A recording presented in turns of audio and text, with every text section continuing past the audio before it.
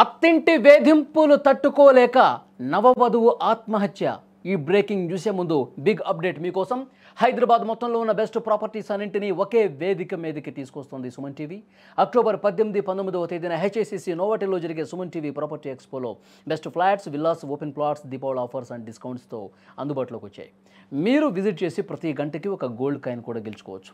ఫ్యామిలీతో విచ్చేయండి, మీ డ్రీమ్ ప్రాపర్టీని సొంతం చేసుకోండి. ఇక బ్రేకింగ్ న్యూస్లోకి వెళ్ళిపోదాం. ఇద్దరూ ప్రేమించి పెళ్లి చేసుకున్నారు. పట్టుమని పెళ్ళై 10 నెలలు కూడా కాల. ఇంతలోనే ఆ వివాహిత ఆత్మహత్యకు పాల్పడిన ఘటన కాకినాడ జిల్లా గోపాలపట్నంలో జరిగింది.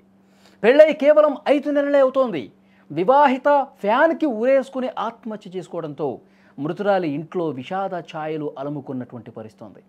కాకినాడ జిల్లా తిడ్డిమి గ్రామానికి చెందిన శిరీషకు అదే గ్రామానికి చెందిన ప్రదీప్తో మే నెలలో పెళ్ళైంది. భర్త ప్రదీప్ కుమార్ తొండంగి మండలంలోని దివీస్ పరిశ్రమలో ఉద్యోగం చేస్తూ ఉన్నాడు. ఈ దంపతులు 3 నెలలుగా గోపాలపట్నంలో కాపురం పెట్టారు. అసలు ఏం జరిగిందో ఏమో తెలీదు, శిరీష ఉరేసుకుని ఆత్మహత్య చేసుకుంది. ఆత్మహత్యకు ముందు శిరీష తన తండ్రికి ఫోన్ చేసి మాట్లాడింది.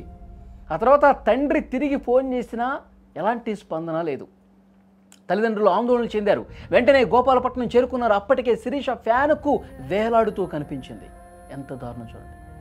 ఆ తల్లి ఎంత మానసిక క్షోభకు గురైతే, వేదనకు గురైతే ఆత్మహత్య చేసుకుంటుంది. కూతురు మృతి చెందడంతో తల్లిదండ్రులు కన్నీరు మున్నీరుగా విలపించారు. వెంటనే పోలీసులకు సమాచారం ఇచ్చారు. పోలీసులు అక్కడికి వచ్చారు.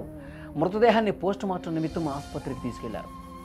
కానీ ఎంత దుర్మార్గమైనటువంటి ఆలోచనతో కొంతమంది వేధింపులకు గురి చేయటం వల్ల ఈమె చనిపోయిందని తల్లిదండ్రులు కంప్లైంట్ ఇచ్చారు. సంఘటన స్థలంలో ఒక సూసైడ్ నోట్ దొరికింది. శిరీష తన చావుకి అత్త భర్త వేధింపులే కారణమని చాలా స్పష్టంగా ఆ సూసైడ్ నోట్లో పేర్కొంది.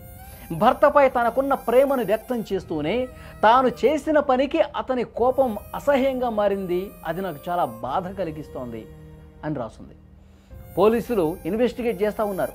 మృతురాలి కుటుంబ సభ్యుల డిమాండ్ మేరకు అత్త మీద భర్త మీద వీళ్ళు వేధింపులకు గురి చేయటం వల్లే మా అమ్మాయి చనిపోయింది అని చెప్పి వాళ్ళు కంప్లైంట్ చేశారు. స్థానికంగా తీవ్రమైనటువంటి విషాదం నెలకొన్నటువంటి పరిస్థితి. కానీ అత్త వేధింపులు, భర్త వేధింపులు ఎక్కువైపోయినాయి. కేవలం 5 నెలలండి, పెళ్ళయ్యి 5 నెలలే. వీళ్ళు వేరే కాపురం పెట్టి అయింది 3 నెలలే. ఈ తక్కువ సమయంలోనే ఎంత బాధ పెట్టి ఉంటారని చెప్పి ఆ తల్లిదండ్రులు మాట్లాడుతున్నటువంటి పరిస్థితి.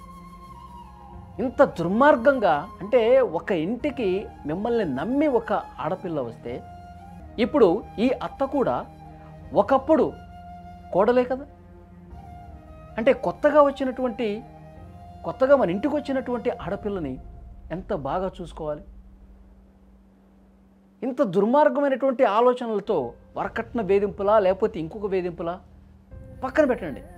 ఇంటికి వచ్చినటువంటి అమ్మాయితో ఇంత దారుణంగా బిహేవ్ చేసి మానసికంగా క్షోభకు గురి చేసి బాధ పెట్టేసి వేదనకు గురి చేసి ఆమె సూసైడ్ చేసుకుని చనిపోయేంత విధంగా చేశారంటే వీళ్ళు అసలు మనుషులా రాక్షసులా? ఈ వీడియో చూస్తున్న వాళ్ళు రియాక్ట్ అవ్వండి. ఇలాంటి అత్త, ఇలాంటి భర్త, అసలు అత్త నుంచి ఏమన్నా వేధింపులు వస్తే అలా కాదమ్మా అని చెప్పి ఆ భర్త ఆమెకు అండగా నిలబడాలి. మీకోసం మిమ్మల్ని నమ్మి ఎక్కడో వేరే ఊరి నుంచి వచ్చి మీతో మీ ఇంట్లో ఉంటుంది కదా, మీరు అసలు ఎవరో తెలియదు కదా పెళ్లి కాకముందు. అసలు ఏం అర్థం కావట్లా. ఆ పాప తల్లిదండ్రులు కూడా ఇంత తక్కువ సమయంలో ఇంత దారుణంగా మా అమ్మాయిని సూసైడ్ చేసుకునే విధంగా బాధ పెట్టారేంటని చెప్పి వాళ్ళు ఆవేదన చెందుతూ ఉన్నారు. ఈ వీడియో మీద తప్పకుండా మీరు రియాక్ట్ అవ్వండి.